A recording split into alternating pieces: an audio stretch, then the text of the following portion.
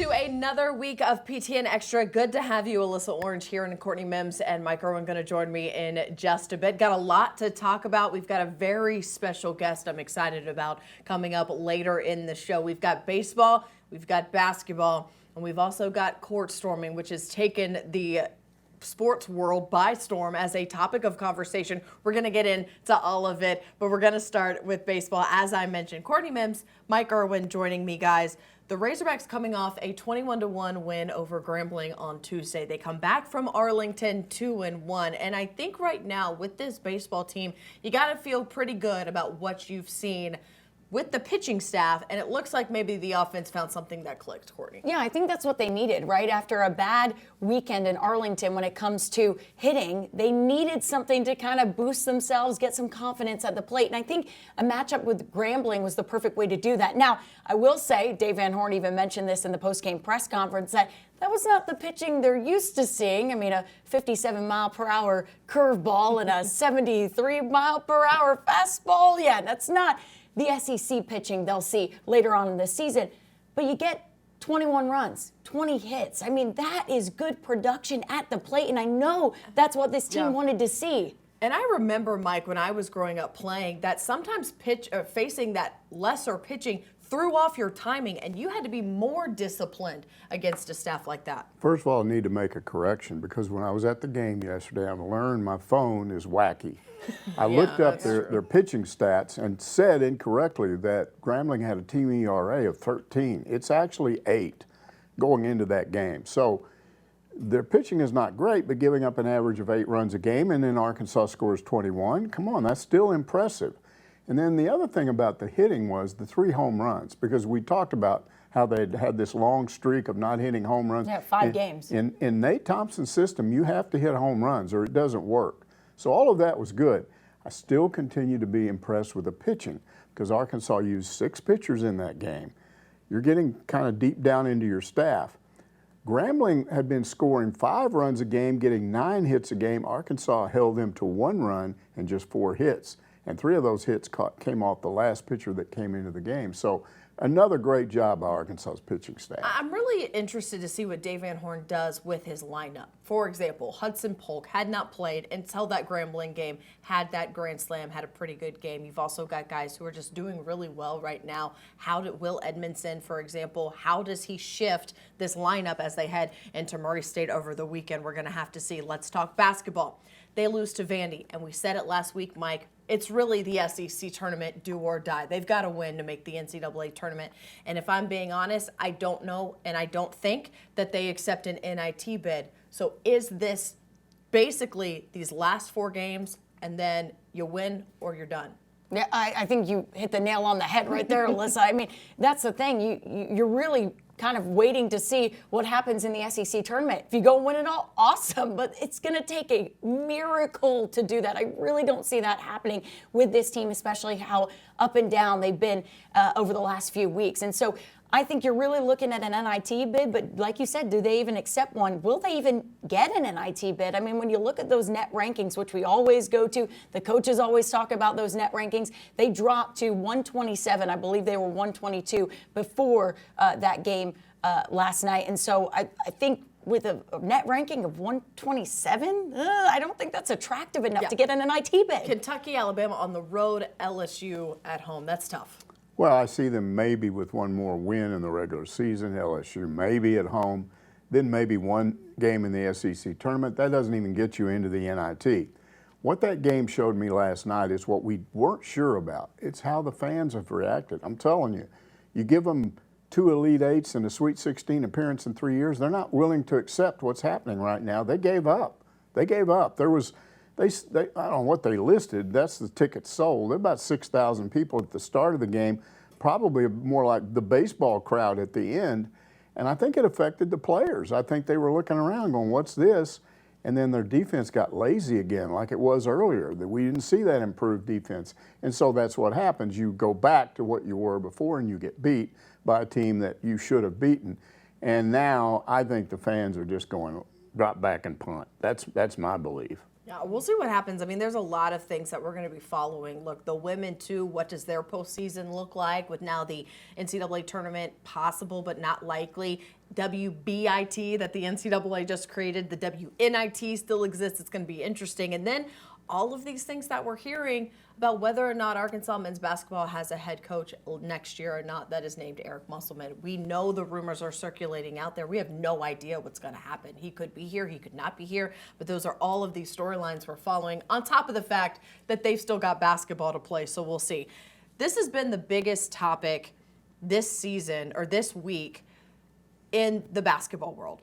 It's storming the court. Should it be allowed? Should it be banned? And I'm going to be honest, I have to struggle with how I feel about it because I've been a part of both. I was a part of a court storming in college, and one of them got called back and we got to do it again. I was also involved in one as a reporter shooting the game in Tallahassee where I thought I was about to get trampled, so I had to protect myself with my camera, and I was worried about my camera equipment. We've been a part of it, guys, this year with Duke. We saw it a couple of years ago against Auburn. You take it to the football field and you look at when they did it against LSU and Texas these last couple of years.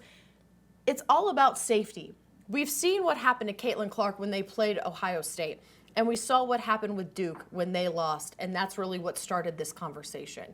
So how do we feel about these court stormings? Yeah, I think it's a part of the game. Well, point blank, it's a part of the game. I don't think you're ever going to truly stop them altogether. I know Jay Billis is under fire right now for his comments that he made earlier this week about, well, you just detain everybody. You just start handing out citations.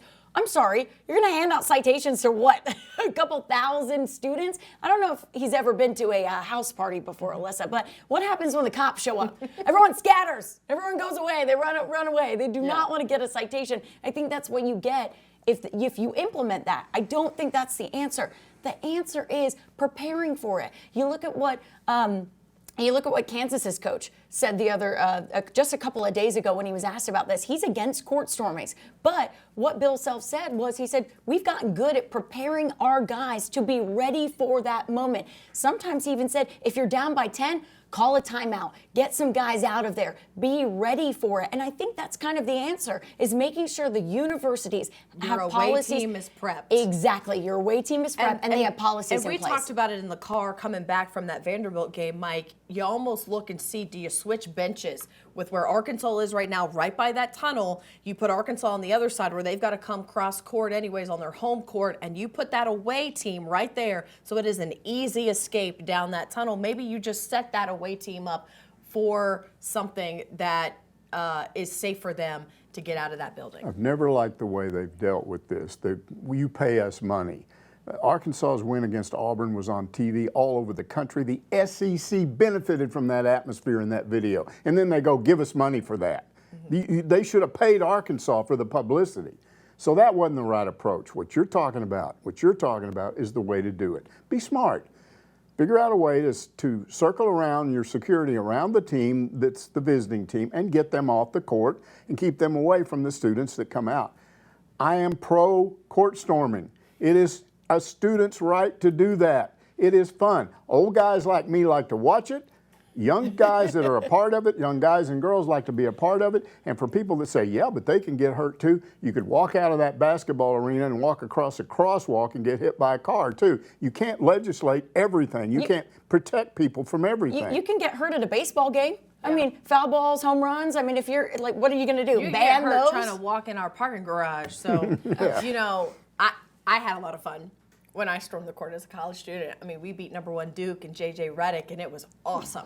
And it's a core memory for me, and I'm sure it's a core memory for anyone who has ever done it. So how do we make it safer? And I think that's the thing, because you don't want to take that excitement out of college athletics. It should be a lot of fun. I think we're all in agreement here. Yeah. Okay, I love it. Good. All right, coming up after the break, a special guest in studio. Excited for that next. Stick around.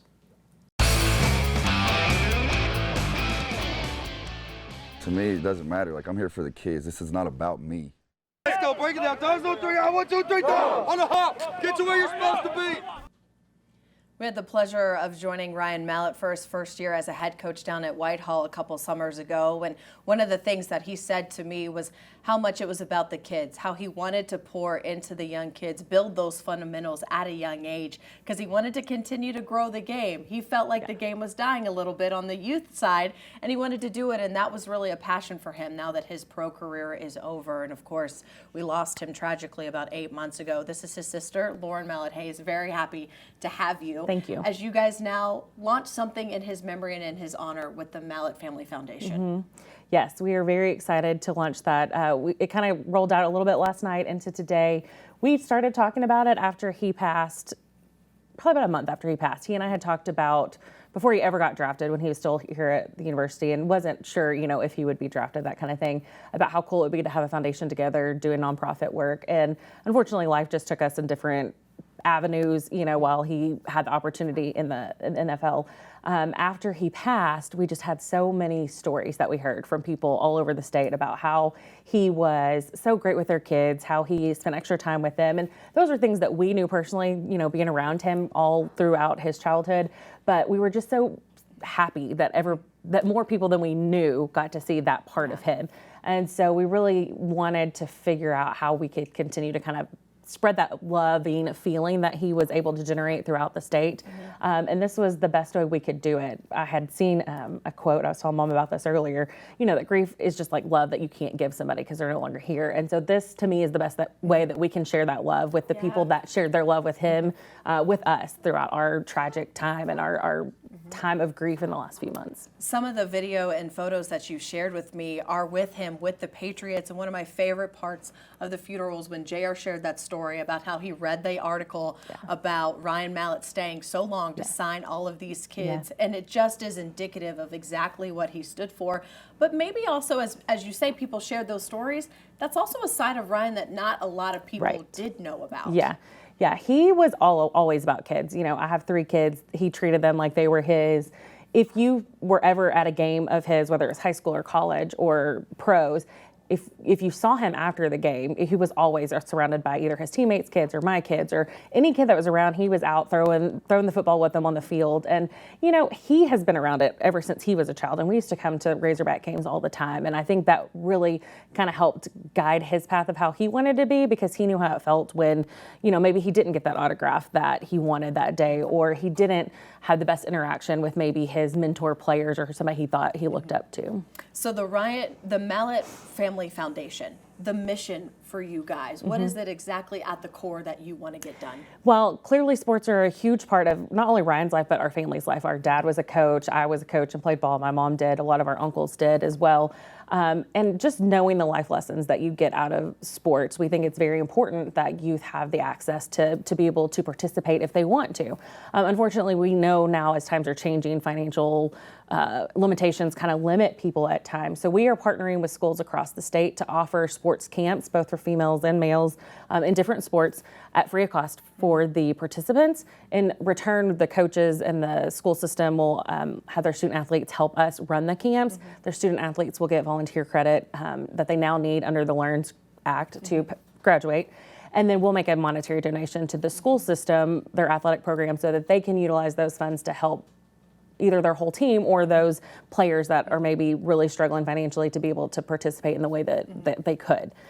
We have 2, I don't want to say smaller, but our big focus this year is definitely the camps, but we're also going to offer athletic scholarships for 10th through 12th graders that maybe are recruitable athletes, but again, don't have the financial ability to get to some of these college camps that they need to be recognized. And so that way we will be able to offer them an athletic scholarship, and we'll use coaches throughout the state to kind of help us identify who those players might be. And then another part that a lot of people didn't necessarily get to see with Ryan, but we did, was just his heart for people that didn't necessarily have the best home life. And so we really wanted to make sure we incorporated that in our mission. And so we'll be offering academic and VOTEC scholarships to foster kids that have aged out of the foster care system. I saw that on the website. I was going to ask you about that. So that's really great. And one of the first things that you guys are going to do is this Pros versus Joes event, which I'm excited to hear more about, that you guys are going to do a flag football game of sorts in November. Yes. Everything we're doing, we're trying to think about what Ryan would want and what Ryan would want to participate in. And we knew like a fancy gala or something like that would not have been his type of fundraiser. So, sports are at the highlight of all of this, and of course he's played with a ton of athletes that, you know, he had a ton of them show up at his funeral. That have reached out to us, and we thought, how cool would it be for them to kind of help get in on doing what we're doing here? And so we're gonna have a pros versus Joes flag football game. So we'll have people across the state that have never played collegiate or professional sports kind of try out to make the team, and then they'll play against players that have either been in college or pros. Following that, we'll have a little tailgate and a concert. We're working on the entertainer for that, and we're hoping to get one of Ryan's good friends that a lot of people will know, and then we'll have a silent auction there too. That's going to be a lot of fun. I will say I was at a couple charity golf tournaments that Ryan was at too, so maybe a golf tournament in the future as well. Yeah, we're kind of rolling into different ones slowly. That's gonna be awesome. We have a lot more information on all of that on our website. But you know, lastly, Lauren, with this foundation, I know how hard it is for the family and what you guys have gone through over the last 8 months. I can't imagine. And sometimes it's hard to start something like this because it just brings Ryan up all the time. Why was this important for you guys? Because Ryan lived his life to the fullest, and we want people to know and remember that about him. And I think remembering all of the great things he did kind of helps us in our grief process too. Like yes, it's sad, and yes, there's times that we really feel that emotional toil of what we've been going through, but this gives us more opportunity to talk to more people that have interacted with him, and those stories actually just make us so very happy and know that he touched so many people in his short time. Yeah, I know he's really proud looking down on all you guys. I'm excited to see what this turns into. Thanks so much for sharing with us Thank you today. for having us. If you guys want to learn more about the Mallett Family Foundation, we have it on our website, as well as more information how you can get involved. Thank you so much again, Lauren, for joining us. Thank you for watching PTN Extra. We'll see you next week.